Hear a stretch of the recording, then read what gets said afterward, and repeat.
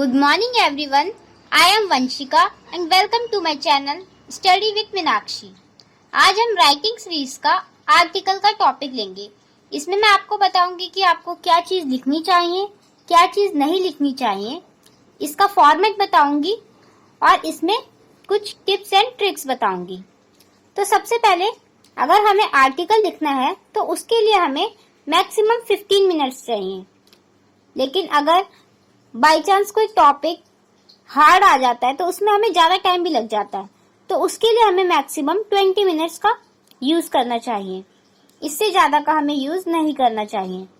उसके बाद जो हमारी वर्ड लिमिट है वो हमारी 200 है और जो पेज है वो 1.25 से 1.75 तक है। उसके बाद जो पैरा है वो हमें 3 पैराज में लिखना है और जो टाइटल है वो हमें 3 to 6 वर्ड्स में लिखने हैं। उसके बाद अब हम देखेंगे फॉर्मेट। जो हम फॉर्मेट लिखते हैं हमें उसके कितने नंबर मिलते हैं, कितने मार्क्स मिलते हैं। तो जो हम टाइटल लिखते हैं और हमने किसके द्वारा ये लिखा है उसके हमें मिलते हैं 1 मार्क्स। और जो कंटेंट है कि हम अपने आर्टिकल को किस तरीके से प्रेजेंट करते हैं कि जो हमारा एग्जामिनर है वो हमसे प्रभावित हो, तो उसके हमें मिलते हैं 4 मार्क्स। और अगर हम एक्सप्रेशन की बात करें तो उसमें हमारी ग्रामेटिकल मिस्टेक नहीं होनी चाहिए और स्पेलिंग करेक्ट होनी चाहिए। इसके हमें मिलेंगे 2.5 मार्क्स। और हम किस तरीके से उसको डिजाइन करते हैं, किस तरीके से हम उसे लिखते हैं, मतलब अगर हमारे टॉपिक में मोबाइल फोन के डिसएडवांटेज और एडवांटेज को लिखने के लिए दिया है तो हमें बस वही लिखना है, उसके अलावा कोई बाहर का मटेरियल यूज नहीं करना है, तो उसके भी हमें 2.5 मार्क्स मिलते हैं।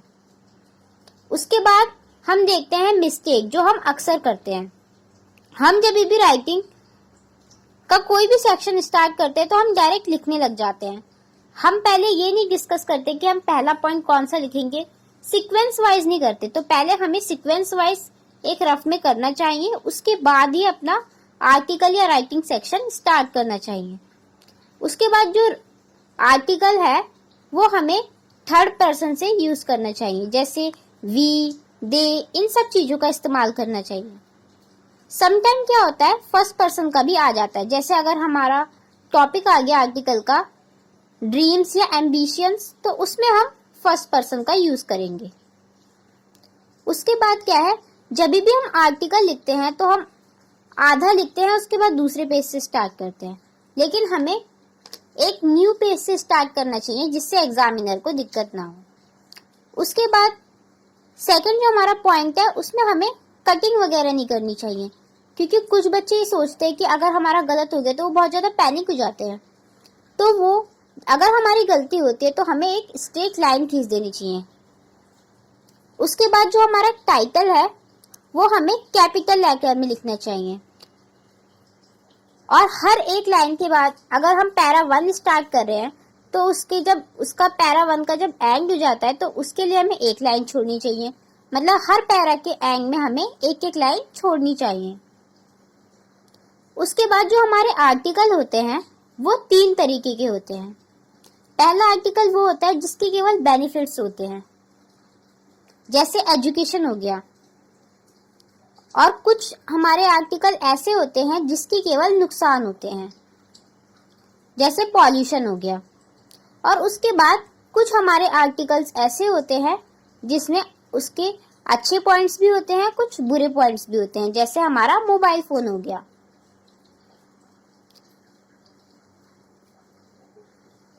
उसके बाद अब हम देखेंगे कि हम कैसे स्टार्ट करें। पैरा 1 में हम कौन सी लाइन लिखें, पैरा 2 में हम किस चीज के बारे में बताएं और पैरा 3 में हम क्या बताएं। तो सबसे पहले जब हम पैरा 1 लिखते हैं कोई भी टॉपिक हो तो सबसे पहले हम थोड़ा बहुत उसके बारे में इंट्रोडक्शन देते हैं कि उसमें क्या क्या चीजें हैं। और अगर कोई हमारा इवेंट होता है तो उसमें हम बताएंगे कि वो कब स्टार्ट हुआ, उन सब के बारे में हम बताएंगे। उसके बाद जब हमारा सेकंड पैराग्राफ आता है तो उसमें हम उसके कुछ बेनिफिट्स लिखते हैं। और अगर कोई हमारा जो जैसे कि मैंने अभी आपको बताया कि कुछ ऐसे आर्टिकल होते हैं जिसमें केवल उनके प्रॉफिट होते हैं, उनके बेनिफिट होते हैं। तो वैसे अगर हम टॉपिक ले, जैसे हमारा मिड डे मील का टॉपिक हो गया, तो सेकंड पैराग्राफ में हम ये लिख सकते हैं कि हमें कौन कौन सी हम प्रॉब्लम फेस करते हैं। जैसे मिड डे मील, ये बहुत अच्छा टॉपिक है, बहुत अच्छा आर्टिकल है। इसमें हमें जो सरकार है वो खाना देती है गरीब बच्चों को, लेकिन उसमें कुछ मिलावट हो जाती है, जिसके आते आते वो लोगों तक पहुंच नहीं पाती। तो ये प्रॉब्लम जो है हम फेस करते हैं। तो हमें इसकी जो कोई अच्छी चीज है, हमें उसकी जो प्रॉब्लम फेस करते हैं उसके बारे में भी लिखना होता है। उसके बाद हम उस चीज को कैसे अच्छा बना सकते हैं, उसमें क्या ऐसा इम्प्रूवमेंट करें कि वो अच्छा हो जाए। उसके बाद जब हम लास्ट पैराग्राफ लिखते हैं तो हमें उसमें कोई इंस्पायर वाली बात लिखनी चाहिए कि फ्यूचर में हम इसको और अच्छा कर सके। उसके बाद अगर हमें अपना पैरा 1 स्टार्ट करना है तो हम कैसे करें? लॉन्ग गॉन आर डे, मतलब बहुत टाइम से चलता हुआ आ रहा है। उसके बाद कोई भी अपना टॉपिक लिख दीजिए, जैसे मिड डे मील हो गया कि बहुत टाइम से मिड डे मील चलता हुआ आ रहा है लेकिन अभी तक इसकी ये प्रॉब्लम सॉल्व नहीं हुई है। तो हम इसमें ये लिख सकते हैं। उसके बाद उसकी अचीवमेंट के बारे में लिख सकते हैं सेकंड पैराग्राफ में। उसके बाद थर्ड पैराग्राफ में हम अ यूनिवर्सल एक्नॉलेज ट्रूथ, और उसके बाद हम अपना टॉपिक लिख के इसे स्टार्ट कर सकते हैं।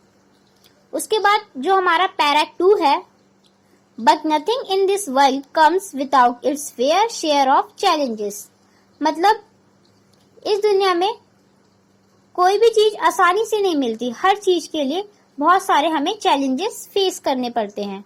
तो सेकंड में हम ये लिख सकते हैं, but the way to a great destiny in riddle with stone. इसमें क्या बोला है? इसमें बोला है कि हर मुश्किल का सामना करने के लिए कोई बड़ी चीज का हमें सामना करना पड़ता है। उसके बाद हम क्लोजिंग एक ग्रेट सक्सेस के साथ कर सकते हैं कि हम आने वाले फ्यूचर में इसे और अच्छा कर सके। उसके बाद हम इसके सजेस्टेड टाइटल क्या क्या दे सकते हैं, जैसे हम अपने टाइटल में लिख सकते हैं, अगर कोई हमारा एडवांटेज टॉपिक है जैसे एजुकेशन आ बून। आ बून का मतलब क्या होता है? एक वरदान। उसके बाद सेकंड हमारा क्या है?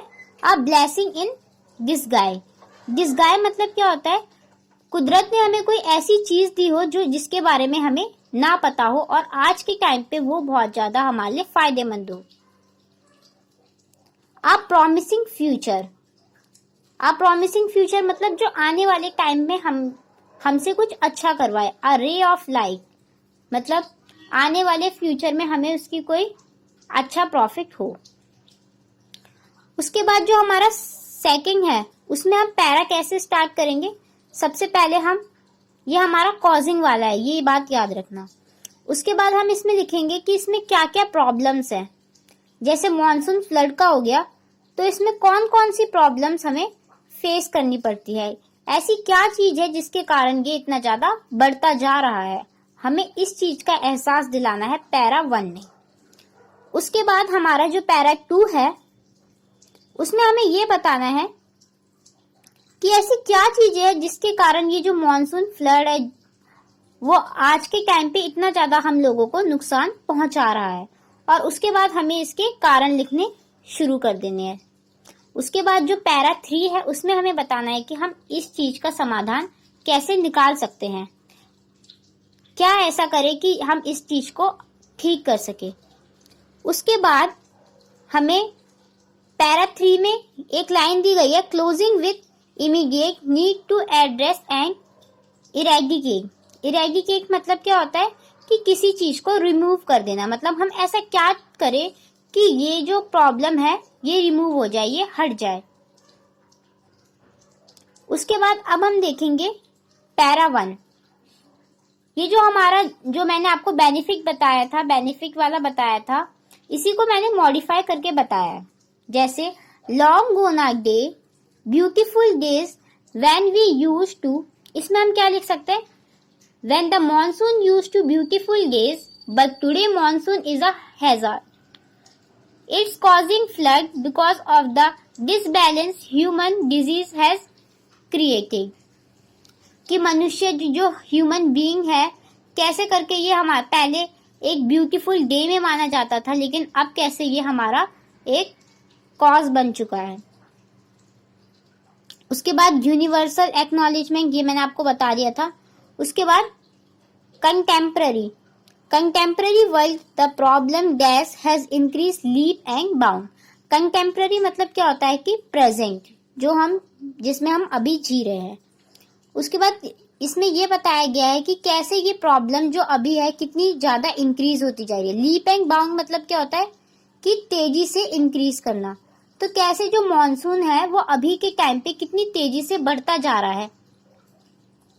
उसके बाद पैरा 2 में हम क्या लिखेंगे, and all this negligence of our has resulted in. उसके बाद इसमें हम अपना टॉपिक लिख सकते हैं कि क्या क्या उसके हमारे नुकसान हुए हैं, उन सभी चीजों के बारे में हम बता सकते हैं।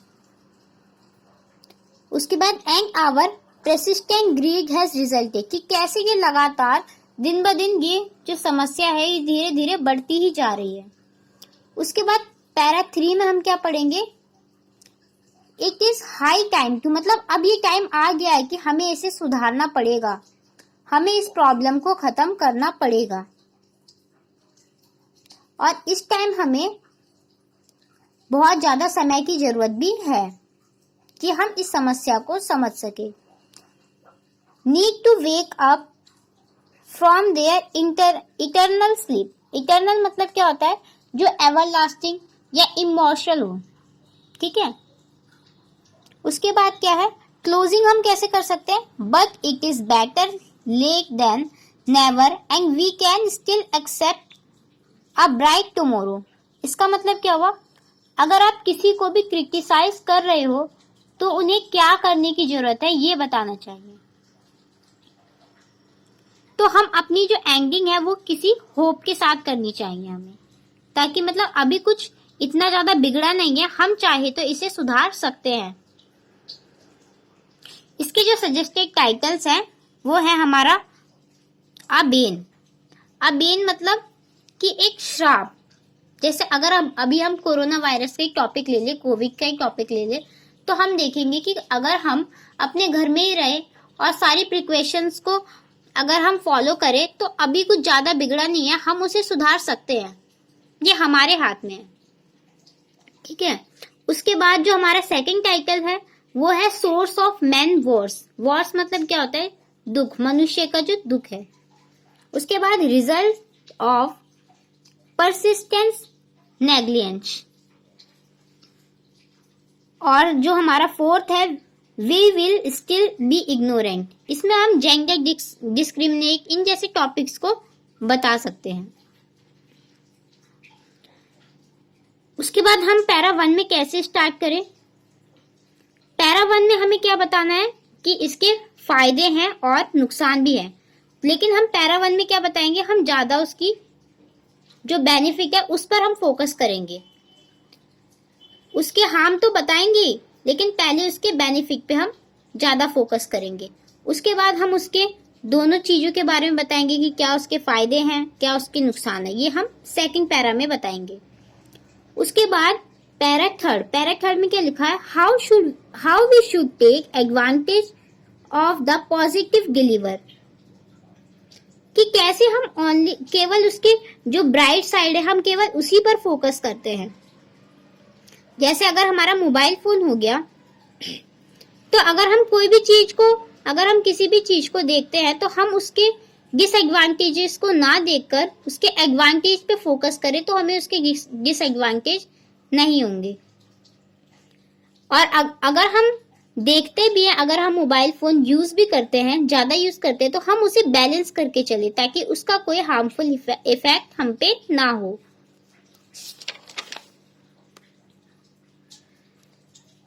उसके बाद इस पैरा में बताया गया है पैरा 1 कैसे स्टार्ट करना है हमें, has become an indispensable part of our modern life style.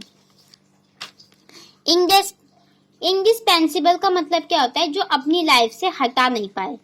मतलब बहुत सारी ऐसी चीज होती है कि जो हम अपनी लाइफ से हटा नहीं पाते, कोई बुरी आदत होती है जो हम अपनी लाइफ से हटा नहीं पाते, तो उसके बारे में हम यहाँ पे लिखेंगे कि जो मॉडर्न लाइफ है उसमें हम ये चीजें अभी तक नहीं हटा पाए हैं।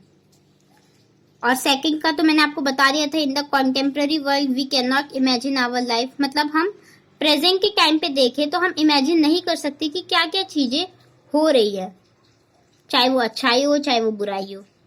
उसके बाद पैरा 2 में अगर हम देखें, but every coin has 2 sides, मतलब कोई भी चीज हो उसके नुकसान और फायदे जरूर होते हैं। फिर उसके बाद हम उसको ये लिख के उसके बाद हम उसके हार्मफुल डिजीज बता सकते हैं कि उससे क्या क्या हमारे कॉज हुए हैं। उसके बाद but as we know anything interesting can never be one sided. उसके बाद पैरा 3 में अगर हम आएंगे, it is essential to learn to make wise conscious choice and maintain a healthy balance, कि हम इम्फेसिसाइज कर ले कि एक हेल्दी बैलेंस करके चले। हम किसी भी चीज को, चाहे वो अच्छी चीज हो चाहे बुरी चीज हो, दोनों के उसके इफेक्ट होते, तो हम दोनों को मेंटेन करके चलेंगे तो हमें इसका कोई नुकसान नहीं होगा। इसके बाद हम इसके टाइटल पे आएंगे। इसका टाइटल है अ बून और अ बैन, कि कैसे ये जो कोई भी टॉपिक, कोई भी चीज है, जैसे मोबाइल फोन ही हो गया, ये हमारे लिए चाहे तो एक वरदान भी हो सकता है, चाहे तो एक श्राप भी हो सकता है। मतलब इसका हम या तो बहुत ज्यादा फायदा उठा के आगे भी बढ़ सकते हैं और इसके कारण हम पीछे भी जा सकते हैं। और आवर फ्यूचर और अनदर डिजास्टर, मतलब कि आने वाले फ्यूचर में ये हमारे लिए अच्छा होगा या एक डिजास्टर की तरह होगा। उसके बाद अ फ्रूटफुल रेज, कि जो फ्रूटफुल है वो ट्रेंडिंग में, क्या ये फ्रूटफुल होगा, क्या हमारे लिए ये अच्छा होगा या नहीं होगा। अगर आपको मेरी वीडियो पसंद आई हो तो बेल आइकन पे क्लिक कीजिए और मेरी वीडियो को शेयर कीजिए। Thank you.